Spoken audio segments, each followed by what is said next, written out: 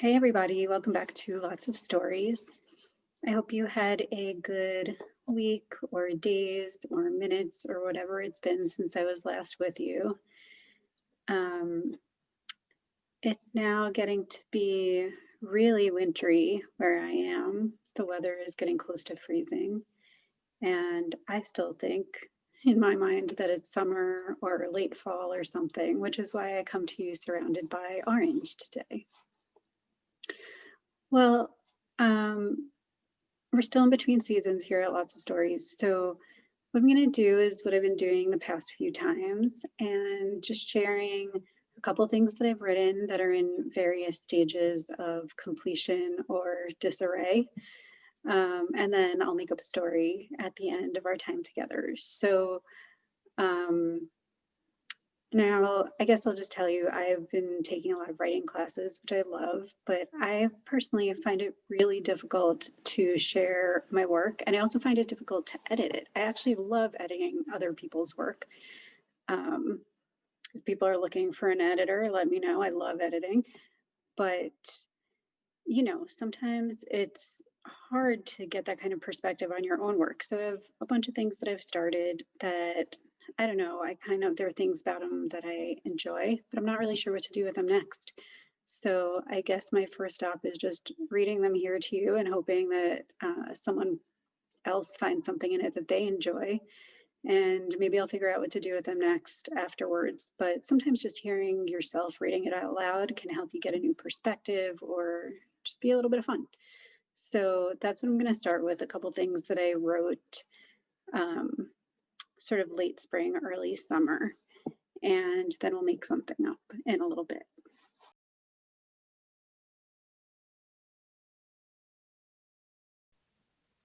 Today, we take language into our own hands. Here's a word I don't know. Well, some people call it self-silencing, but I think it is a bigger concept than that. Yes, you might keep yourself quiet, you might choose not to speak, but that doesn't explain the whole thing. There are times when you don't speak because you don't have something to say. And there are times when you don't speak because you'd rather listen, or you'd rather just sit beside someone and feel their energy. You might choose to take something in rather than put it out. Or you might decide that stillness is what you need right now, quiet, no inflow or outflow. But I'm not talking about any of that. I'm talking about when you are burning or bursting to speak, when you have endless thoughts and ideas, feelings and notions, words and emotions, visions and sound. Everything is filling you up and you want to flood like a dam, release it all and start fresh. But you don't. You don't say a word. Why? Because you are afraid of what people might say. You are afraid that the people you love will turn their backs against you, or that they will have nothing to say, or worst of all, that they won't understand you. Or you are afraid that the consequences will be too big. They will knock you down rung by rung, that you will fall and you'll be broken and you'll never get up again. This is the kind of silence, the kind of not speaking that makes you feel like you are choking, suffocating. There is no air, only water that needs to leave your body with all its force. It could be tears, it could be sweat, it could be spit, it could be urine, anything to keep your kidneys clean, anything to clean you out. And still you hold it all in. Because someone said something to you that made you second guess your thoughts, your ideas, your beliefs, your worth, yourself. You are choking and you are flooded and you still do not speak. Your mouth is full of cotton and you refuse to take it out. There is a reason they childproof these bottles, to keep people safe. But you need this medicine too. This medicine was not manufactured in a lab. It is the knowledge you have inside that pushes against your closed mouth. It is forcing words out of you. There is no more room inside your mouth for this fire and water, the cotton kindling, the smoke it all produces. You're burning, you need to spit, you need to cough, you need to gulp the air. Any oxygen at all, please. And now you've done it. Everything spews out, and you've breathed in the open and into a paper bag.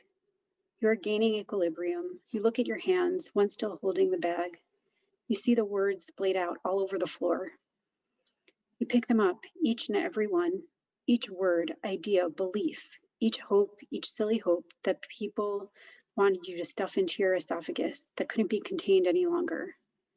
You pick them up. You take language into your own hands. You are exhausted. Your hands are full, but your mouth is empty. You take the words and place them gently in the paper bag.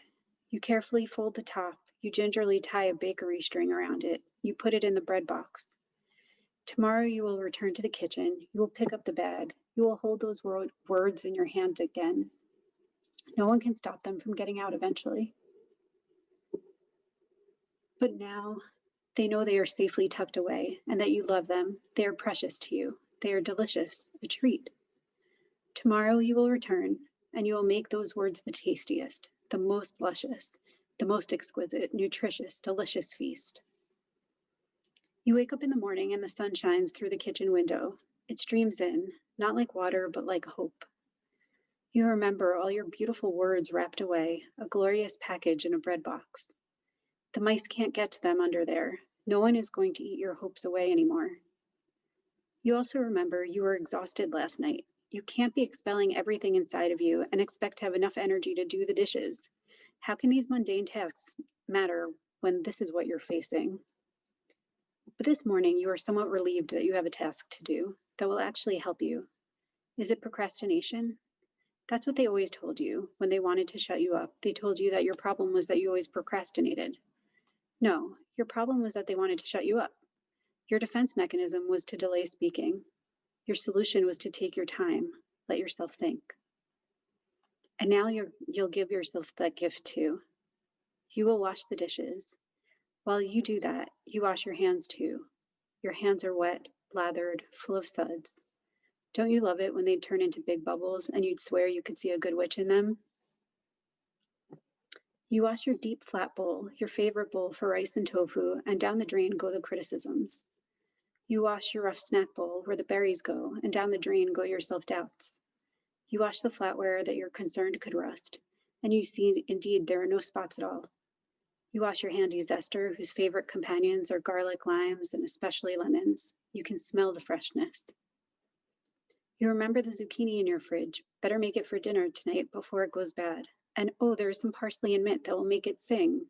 And you have enough time to let the black beans soak. You might as well think about adding coconut milk and hot sauce. You ran out of jasmine rice, but you have brown and basmati. You have choices. Oh, the basmati is the better pair for the coconut milk, with scallions too, maybe. And the mint might seem like an odd choice, but you're pretty sure it'll be terrific.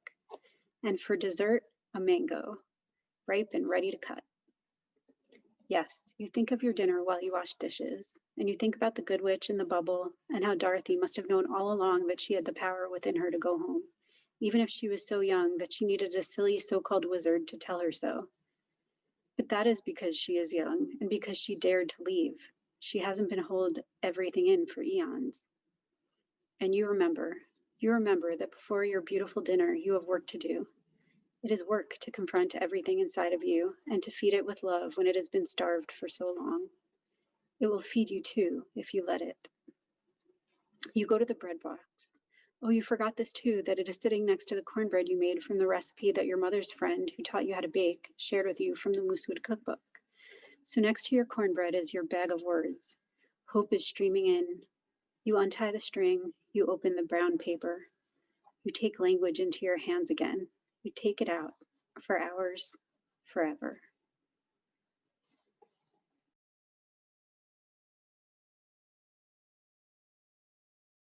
Okay, so that's a piece that I wrote in May that I think could use some editing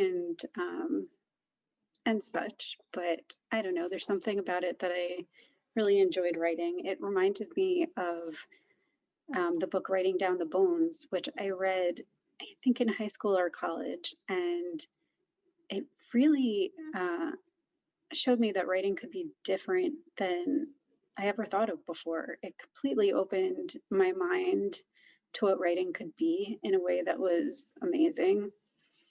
And I would love to read it again. I actually should do that. I think that would be a wonderful thing to do. Since then, I've actually read The Artist's Way a number of times by Julia Cameron. And the introduction to, or forward, I'm not sure, to the new 25th anniversary edition was written by the author of Writing Down the Bones. And that was just exciting to me. It felt a little full circle in terms of my own experiences with writing, which I used to do when I was younger. And then I took a few years away, always kind of jotting down notes and ideas and research, but not really actually writing down the bones. And that's what the past couple of years have been about for me. And it's been really fun.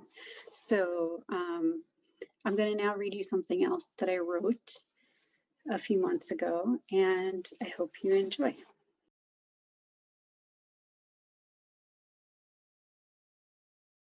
The woman had a plan. Thunder tore the land. It's time now to get loud, under the gray full cloud. We can no longer yield. She went into the field. The wind swayed through the corn. She lifted her bullhorn. The ears knelt to the ground. Her finger felt and found the button, and it cracked. The lightning broke, attacked. The giant apple tree, its branches fell, a plea. You won't leave me here alone, on this earth with rock and stone, and its fertile soils blown, upward seeds are barely grown. I need some help from you. Thanks for rains and dewdrops too, but we need sun to shine right through. It has been a long, long time. We are weary, stand in line. Don't you see the people plead, stand in food lines, endless need. Darkness, it just rolled right in. Corn stood up and knelt again. She has power, so does he. Plants don't know where north should be. Apples tumble through the grass, knock her feet down, she can't pass. She wouldn't want to if she could. With persistence, she'll stay stood. Clouds close in and darkness rolls. Green grass moves almost like foals. Try to walk and then they fall, barely learn to stand at all.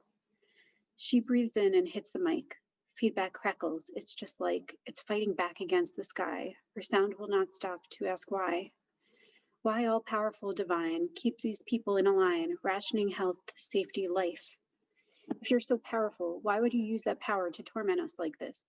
How are we supposed to believe and pray and worship? Worship, when worship is service and service is work, and who can possibly have the energy for that when people are doing all they can just to stand up straight under these conditions? And are you trying to break us? Are you trying to break us? We are not lightning bolts and we are not electricity, and we sure as hell do crackle, but not in the lines you want us to stay in. Oh, what's that you say? What's that you say? You were telling me that you don't dictate how lightning crackles, you just get it started, but you don't control which was it breaks. And you're telling me it's the same thing with us. You just put us on this earth, and isn't it just enough that you created us? Why should you have to intervene when we mess up our own systems, our own lives, when we can't figure out how to even stand up? That's a cop-out. Cop-out. That's a cop-out. That's like saying that because you created a system or a creature, you have no responsibility to making sure it works as envisioned. That's like saying all you need to do is make something and walk away, and if it really hurts or destroys, if it has terrible consequences, then that's not on you, that's on the people who inherit it to make it okay. But you built this, you designed this thing. You have the responsibility to come back in here and face what you've done. And it's not enough to just destroy it either. You created these systems. If you just let them burn, then what are we left with? Just ash, just rubble, just refuse, just smoke. And then we have to rebuild from nothing. And now we have to stand up and stand in lines and starve and watch each other die when there is nothing to live for. Aside from that, then we need to figure out what to live for. And we have to build it. I know. You're saying that we should look at the glory of everything you created, and we were created in your image, so we should learn to create just like you. But that's not fair. We don't have the same abilities as you. We can't elude physics, space, or time. We can't live forever.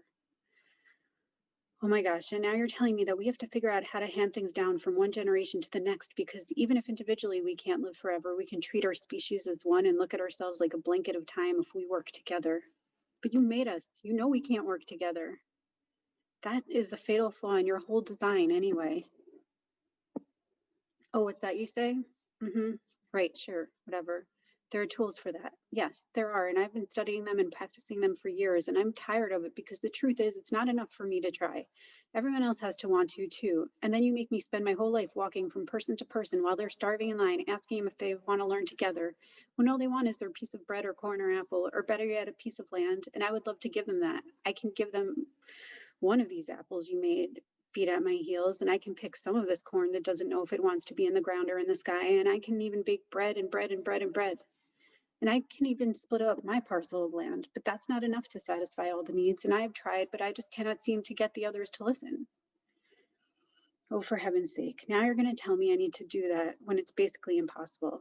And yes, I said, for heaven's sake. Oh, you own all the heavens now, so I can't even say that. I'm trying my hardest not to curse in front of you. All of the expressions for exasperation that I know are either so-called dirty words, which apparently are signs of disrespect, so I'm trying not to use them in front of you, or they have some reference to divinity, gosh, and heavens, or the, what would you call it, inverse of that, hell, heck, so on. She puts the megaphone down. I guess I can't say anything anymore. She sits down on a rock. Thunderstorms evaporate. And then a giant frog came to eat her up. That's right. If we told the story the way the Bible tells stories, that could happen. She was supposed to struggle with divinity, and she had many words to say, and you know how it is. When the men do it, they are prophets. Maybe they won't be allowed to come into the promised land. But you know what? They're still heroes to nations. She, on the other hand, is supposed to get eaten by a giant frog, or he'll make her put on a puffy pink dress. You know, her work clothes, her utility overalls covered in dirt with pockets filled with apples and corn to bring the food lines. Those weren't right for her. You know, if people wanted to hear from a working woman who actually gets the job done and has plans and things to say, well, this place would be pretty different right now. And so would our Bibles. So the giant frog, the puffy dress, the apple branches are snapped, the corn stays down, the sky turns blue. It looks beautiful, doesn't it? It's a beautiful day, isn't it? But there are still people on food lines and other people who choose not to see, and other people who see it and don't know what to do but cry out to the heavens, and lots of people who don't know how to work together, and lots of people who try and are exhausted and aren't sure how to stand up anymore. And the giant frog that a creator created and didn't seem to consider the unintended consequences. That frog is eating everything in sight. I have a plan for that. When those words are true, no more beautiful words have ever been spoken. Creations and plans and overalls.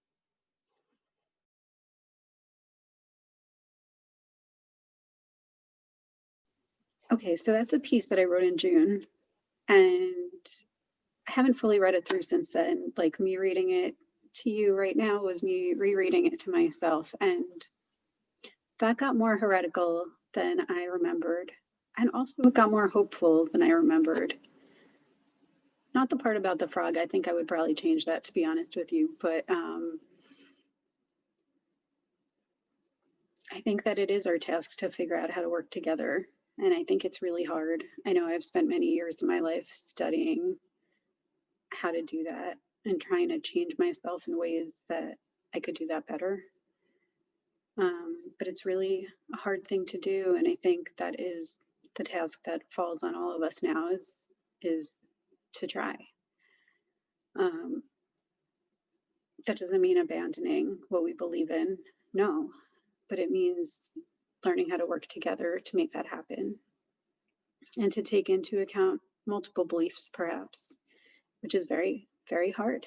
I think it requires putting down some ego and recognizing that just because something's right for me doesn't mean it's right for you, and vice versa.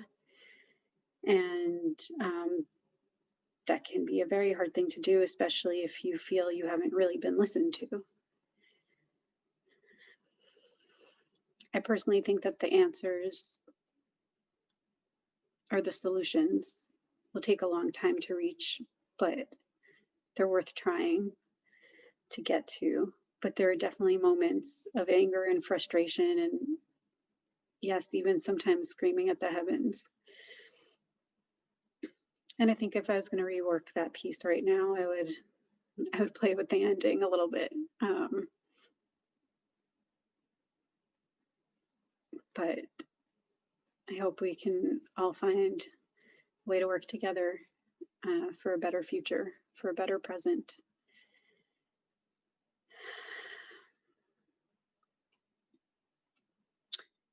Okay. Now I'm going to make up a story. I'm going to look around the room for some inspiration words to get my brain going, because I think that that will be useful for me. and then I'm going to tell a story. So around the room, I see flowers, and I see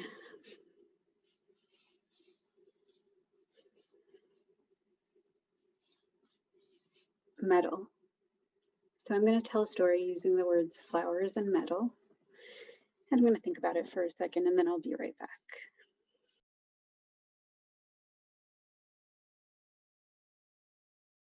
Helen opened up the door to the flower shop where she worked.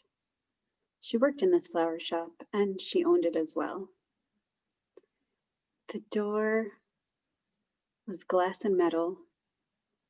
It was bronze and metal.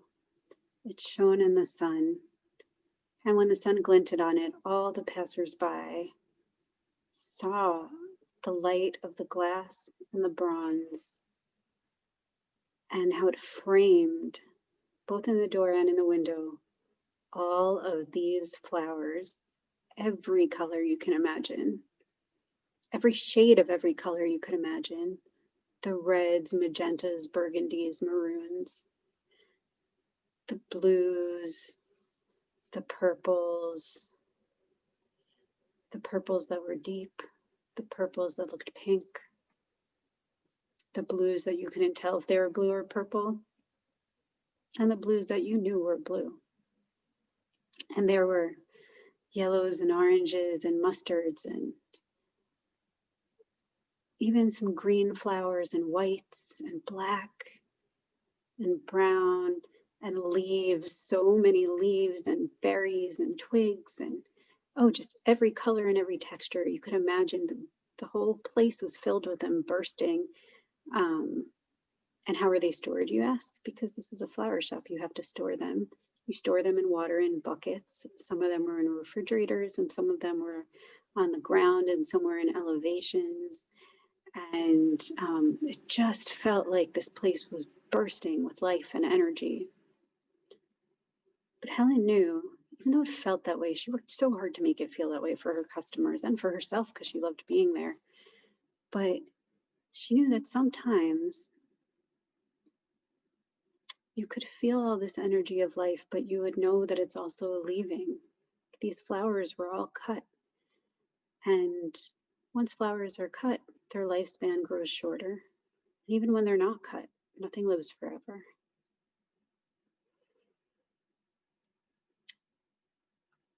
Helen wished if there was one thing she could do to transform her business, she wished she could find a way to make her flowers live forever. And so she tried everything. She would put nutrients in the water. She tried saying prayers and casting spells and lighting candles and surrounding them in stones and dreaming for them. Helen remembered her mother and her father and how they loved the flowers, and she thought, if there was some way I could take a piece of their memory and bring it into this flower shop, maybe the flowers will stay alive just as much as my parents' memory. So she did that, and she told herself the story of how she was named Helen. She was named Helen after heliotropes, which are these flowers, blue and purple. But she liked to think of them as yellow, even though she knew they weren't. That's just how they looked in her mind. That according to Greek mythology, there was a god and a girl, and the girl loved the god. And it didn't work out. But the god transformed her into flowers that would follow him everywhere and follow the sun through the sky. And Helen thought, maybe there's a way I can get all these flowers to follow the sun every day through the sky. Helen got herself the biggest flatbed truck you have ever seen, ever. It was yards and yards and yards of flatbeds on wheels, and her little van at the top of the procession. In the van, aside from herself, of course, she kept extra water and extra nutrients for the flowers.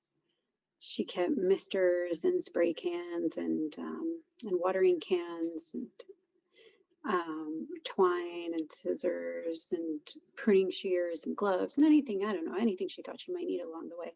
And she also picked herself some snacks. You know, when you go on a road trip, you have to have good snacks. That's number one rule of road trips, right? And she got all that together, and she moved all the flowers in their buckets from the shop into the flatbed truck. She locked up the metal doors.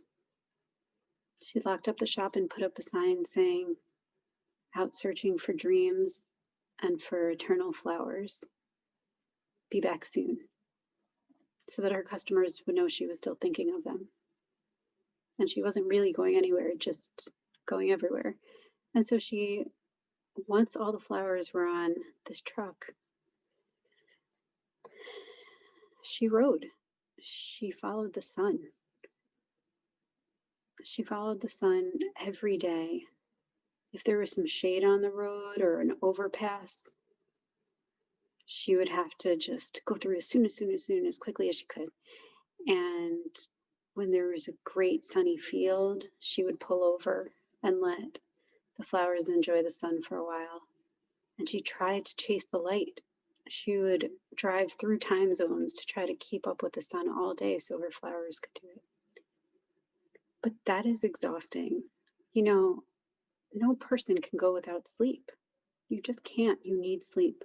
But Helen tried, and so she took some energy drinks, and she did chants, and she tried interesting new sleep cycles that wherever she found the sunlight, she would take a nap under the truck so that she could get a little shade and hope she would wake up in time to move to the next light. But you know, after a little time of this, Helen was just exhausted and she just couldn't keep doing it. The flowers looked so fresh. All the colors are still in bloom, and she was doing a great job of pruning them and making sure that they stayed all right, and changing their water and making sure they were at the right temperatures and the wind was okay and everything. And she was taking such good care of them, and she was so exhausted. She didn't know how much more of it she could take, but she wanted to keep going.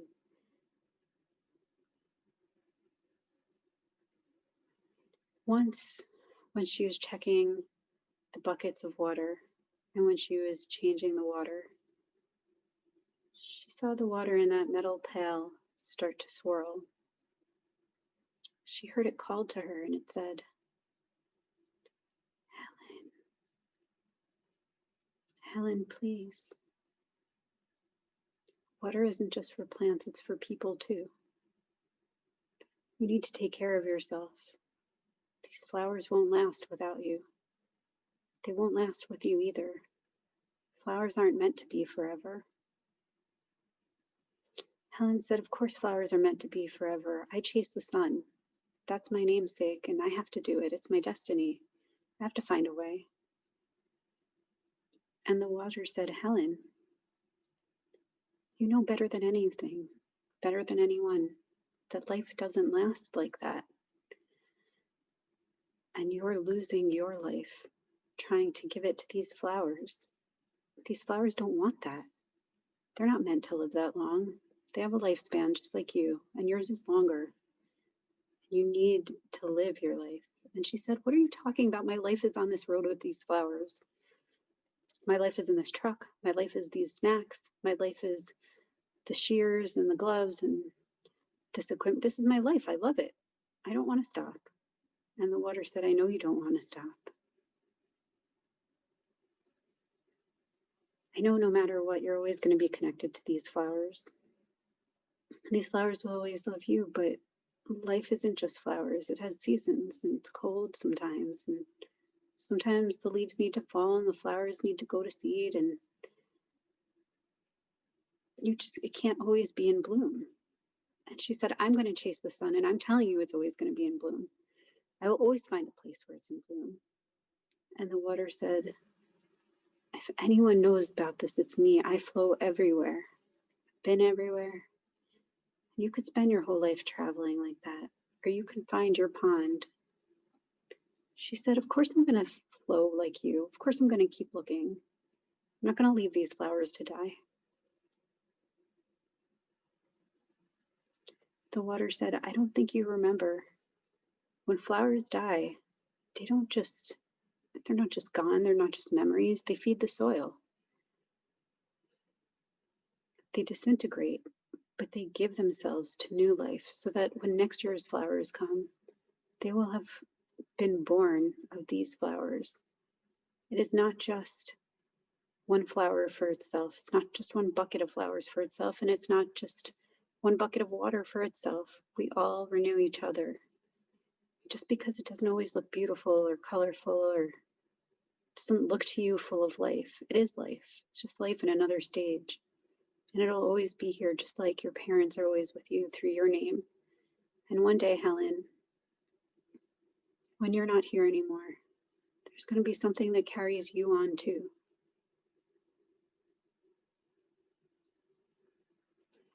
Helen said, I can't think about that. It was too hard when I lost my parents. I just can't think about it. My goal is to keep these flowers alive, and that's it. And the water said, Helen, I know. I know, Helen. But I think you should drive back to your shop and to your customers. And you don't have to have the answers right now, but just on the drive back, you can think about it. Just think about it. How do you want to live on? Or if you don't care about that, how are you going to accept that these flowers won't be here forever? And that's okay. And you won't either, and that's okay. But you have to figure out how you're going to take care of yourself while you're here. And that's how you'll figure out what comes next. Helen didn't want to hear it. She tossed the water in that bucket. She filled it with new water. But the water that had been in that bucket, it was tossed into grass. And the water, just because it's poured out, it doesn't go. It goes into the ground. And it fed the grass. And it fed the flowers in that field. And it fed the trees. And it got back to the sea eventually. And Helen was tired. And she did drive back to the shop because she didn't know where else to go. She had no more energy left. And the flowers were drooping. She just couldn't keep up to the sun. She reached the coasts and there was nowhere to go. So she drove back home to her shop. And she didn't have the answers. But she kept thinking about it. One day, when the shop was replenished and the flowers were blooming, a couple little kids came in. And they were sniffing the flowers that were in the buckets on the floor that could reach just up to their noses. And they asked her, can you explain to me why there are so many kinds of flowers? She said, I'd love to tell you. And she did. And then more kids kept coming back and more people asked her and she told them. And Helen lived through those stories. The end.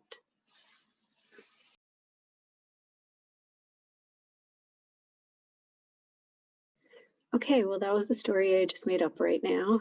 And I think it was a little bit sad.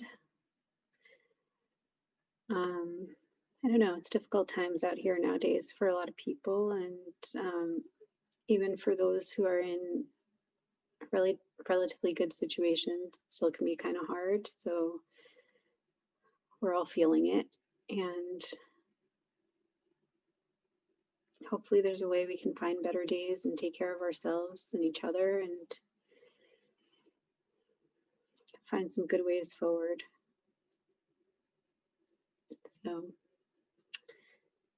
that's what I have for this week. And I hope you have a great week, or days, or minutes, depending on where you're watching this or how, and which next episode you decide to watch. And we'll just keep telling stories, and we'll keep reading things that we've written, experiencing our words, and finding ways to connect through that. So wishing you a good time ahead, safety and peace and health, and take care.